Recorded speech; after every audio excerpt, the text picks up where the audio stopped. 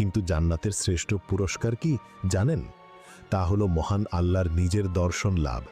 সেই পরম প্রাপ্তির কাছে জান্নাতের অন্য সব ঐশ্বর্য ও আনন্দ ম্লান হয়ে যাবে।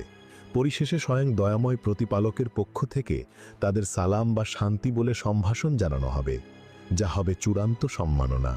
কিয়ামতের ভয়াবহতা, হাসরের ময়দানের দীর্ঘ 50,000 বছরের অপেক্ষা ও চুলচেরা হিসাব নিকাশের পর মুমিনদের জন্য আসবে এক নতুন ভোর।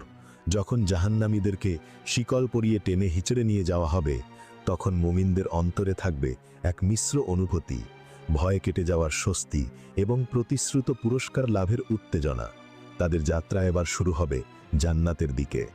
জাহান্নামের উপর স্থাপিত সেই ভয়ঙ্কর সেতু সিরাত, যা ছিল কাফির ও মুনাফিকদের জন্য পতনের কারণ, তাই মুমিনদের জন্য হবে জান্নাতে পৌঁছানোর পথ। তাদের ঈমান ও আমলের শক্তি অনুযায়ী